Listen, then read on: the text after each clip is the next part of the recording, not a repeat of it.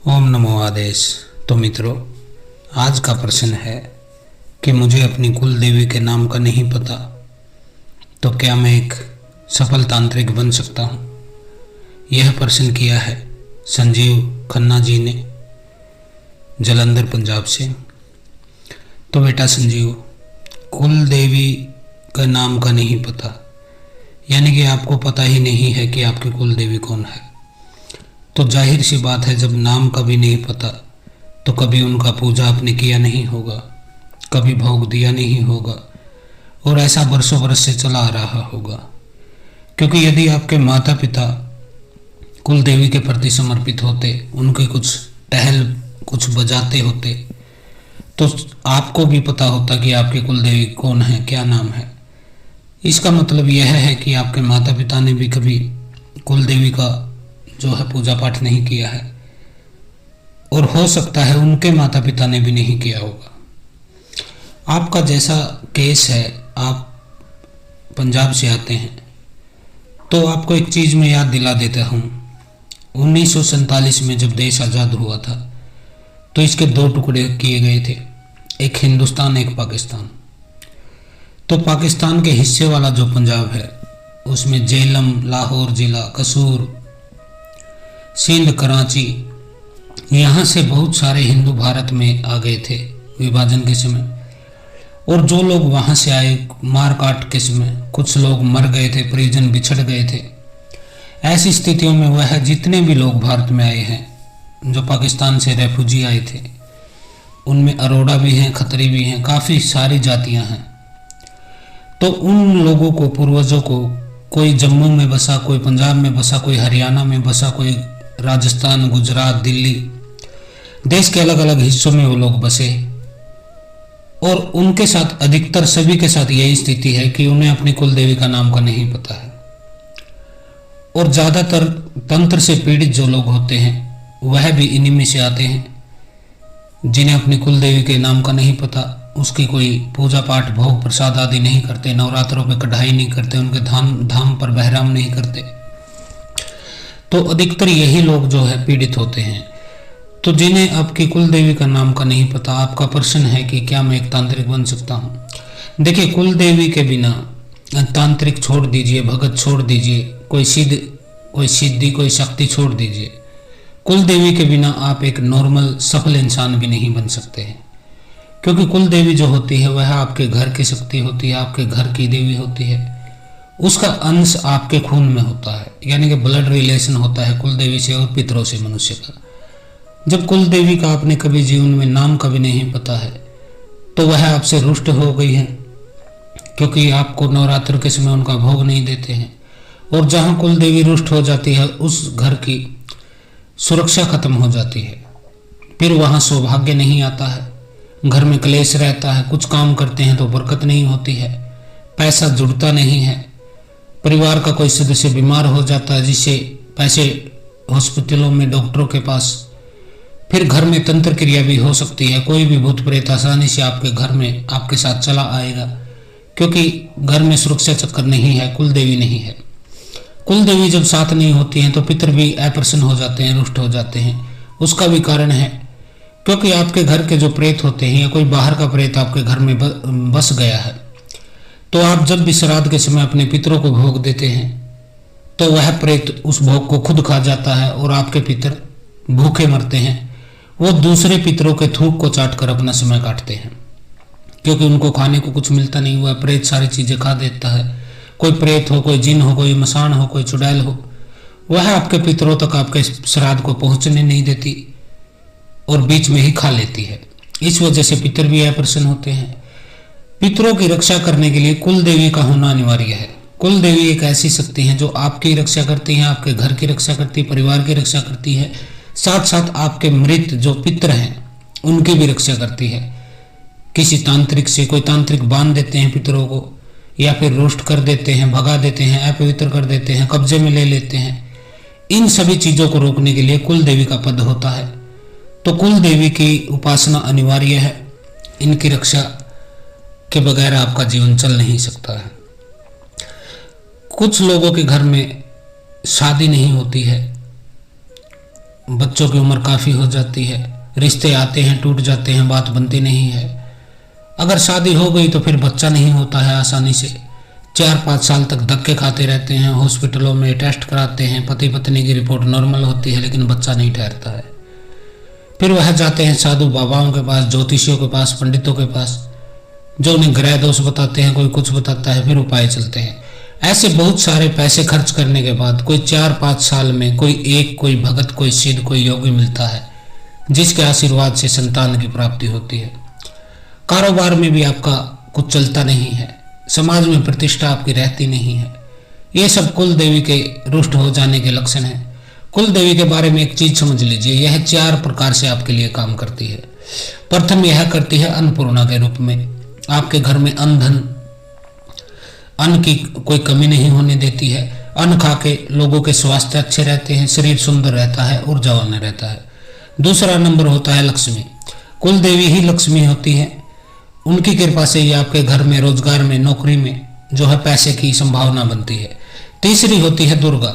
दुर्गा के रूप में कुल देवी आपके घर में सुख, शांति, समृद्धि, संतान, शादी, मांगलिक कार्य और देवताओं की जो है कृपा, आपके इष्ट की कृपा आप तक पहुंचाती है।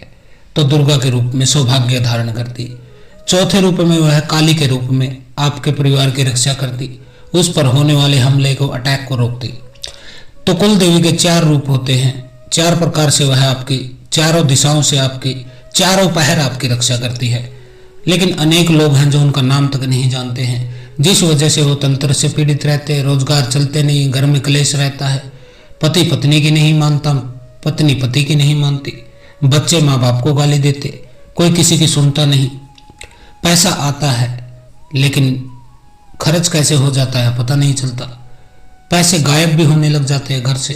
कोई सदस्य नशा करने लग जाता है घर का। एक दूसरे की बात पर कोई विश्वास नहीं करता है, न ही आपस में बनती है। तो यह कुल देवी के रुष्ट होने के लक्षण है। इसके अलावा कुल देवी के रुष्ट होने के कारण क्या होते हैं? 4 कारण होते हैं। प्रथम तो आप उनका नाम नहीं जानते। नाम नहीं जानते तो कभी भोग दिया नहीं, कभी धाम पे गए नहीं होंगे, पहला कारण। दूसरा कारण है गर्भपात कराना। किसी भी स्त्री का, चाहे आपकी पत्नी का, बहन का या किसी और लड़की के साथ अवैध संबंध बना के उसे गर्भवती कर देना और फिर बच्चे को गिरवा देना, यानी कि अबॉर्शन करवा देना, गर्भपात करवा देना, भ्रूण हत्या कर देना। यह यदि आप कर देते हैं तो कुल देवी आपकी तुरंत रुष्ट हो जाती हैं। इसके अलावा चोरी और बलात्कार, यदि यह आप करते हैं तो आपकी कुल देवी रुष्ट हो जाती है। चौथा कारण और अंतिम कारण है भागकर दूसरी जाति में शादी कर लेना, दूसरे धर्म में शादी कर लेना। ऐसा कोई भी कार्य जिससे आपके परिवार की प्रतिष्ठा को, पूर्वजों की इज्जत को ठेस पहुंचे, उनका मुंह काला हो जाए और वह सोचने लगे कि इसने तो हमारी नाक कटा दी है, यह तो हमारे कुल का ही नहीं है। ऐसे व्यक्तियों से कुल देवी रुष्ट हो जाती हैं और उनके जीवन में उल्टा दौर शुरू हो जाता है, यानी कि सब कुछ बिखरता चला जाता है। जैसे रेत का एक महल, एक घर बनाते हैं बच्चे और फिर अपने पैरों से ही इसे तोड़कर हंसते हुए, दौड़ते हुए, चीखते हुए घर लौट जाते हैं। ऐसे ही कुल देवी आपका बने बनाए घर को, महल को रेत में, एक सुनसान में, एक वीरान में, एक मरघट जैसा वातावरण हो जाएगा। अनेक लोग मुझे कहते हैं कि गुरुजी हमारे घर से गंदी बदबू आती है, मांस के जलने की बदबू आती है, मल मूत्र विष्ठा की बदबू आती है। तो वह सब जब होता है जब आपकी कुल देवी आपके साथ नहीं होती है। आपके घर में कोई भी शुद्धि आ नहीं सकती है, कोई भी मंगल कार्य हो नहीं सकता है, कोई भी शुभ कार्य हो नहीं सकता है, कोई भी ऐसी आशा की, उम्मीद की, सुगंध की कोई किरण, कोई परमात्मा का, कोई ईश्वर का, कोई सदगुरु का कोई संकेत आपको मिलता नहीं है जब तक आपकी कुल देवी आपके साथ नहीं है। कुल देवी अच्छी शक्तियों को भी जब आपके घर में आती हैं, आपकी पूजा से प्रसन्न होकर, आपके भोग से प्रसन्न होकर, आपकी उपासना से प्रसन्न होकर, कोई भी शुभ शक्ति जैसे हनुमान है, राम है, शिव है, दुर्गा है, काली है, किसी भी देवी देवता की कृपा जब आप पर आनी होती है तो वह भी कुल देवी के माध्यम से आती है। यदि कुल देवी आपके साथ है तो वह उस शक्ति को आने देंगी आपकी तरफ, कृपा करने देंगी, और यदि रुष्ट है तो वह उसको वापस लौटा देती हैं द्वार से ही। कहती है कि यह तो मेरा ही नहीं हुआ, आपका क्या होगा, इसलिए इसका छोड़ दीजिए, और वह शुद्ध शक्ति वापस चली जाती है। उसी तरह जो अशुद्ध शक्तियाँ होती हैं, जो तामसिक शक्तियाँ होती हैं, जो गंदी शक्तियाँ होती हैं, मैली शक्तियाँ होती हैं, किया कराया खिलाया पिलाया ऊपरी बाधा होती है, इन शक्तियों को भी कुल देवी से मिलकर आगे बढ़ना होता है। यदि कुल देवी आपकी प्रसन्न है तो इनको आपके घर में, जीवन में, परिवार में, शरीर में नहीं घुसने देंगी। यदि कुल देवी अप्रसन्न है तो वह आपको दंड देना चाहेंगी और इनको बोलेंगी कि जाओ पीड़ित करो, ताकि इसको अकल आए और फिर से यह अपने घर के देवी देवताओं को, अपने अक्षेत्र के देवी देवता जैसे अक्षेत्रपाल हो गए आपके नगर खेड़ा डी बाबा, माता शीतला हो गई अक्षेत्र की, ये कुछ शक्तियां हैं जो आपके जीवन को नियंत्रित करती हैं, आपकी रक्षा करती हैं, आपको आगे बढ़ाने में। तो आपका प्रश्न था कि क्या मैं एक तांत्रिक बन सकता हूँ। आप तांत्रिक बन सकते हैं, लेकिन तब बन सकते हैं जब कुल देवी आपके साथ होंगी।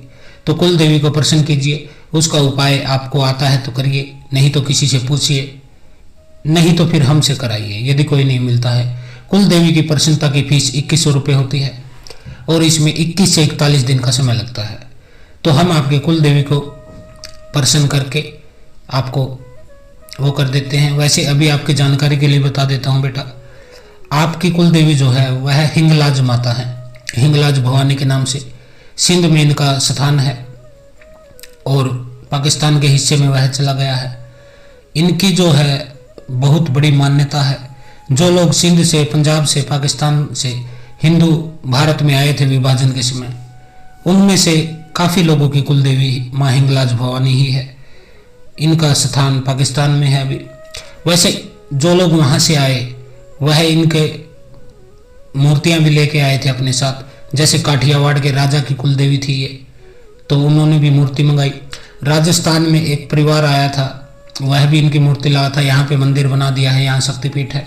मध्य प्रदेश में भी इनकी एक शक्तिपीठ है और छत्तीसगढ़ में भी इनकी एक शक्तिपीठ है। तो आपको मैं बता दूंगा कि आपको कौन सी शक्तिपीठ पर जाना चाहिए, बहराम करना चाहिए, माता को मत्था टेकना चाहिए और प्रसाद चढ़ाना चाहिए। यह सब आपकी कुल देवी से ही पूछकर मैं बताऊंगा कि वह कहाँ चाहती हैं कि आप कहाँ पे आकर उनको भोग दें, किस मंदिर में जाएं, किस स्थान पे जाएं, क्योंकि पाकिस्तान जाना हर किसी के लिए अब सुलभ नहीं है और कुल देवी के धाम पर साल में कम से कम एक बार तो जाना होता है, चाहे आप गर्मियों के नवरात्र में जाएं, चाहे आप सर्दियों के नवरात्र में जाएं। तो आपके आसपास ही मैं बता दूंगा कि आप कहाँ पर पूजा कर सकते हैं। तो आज के लिए इतना ही। हर हर महादेव, ओम काली, जय कुल देवी माता, ओम क्रीम कुल देवी नमः।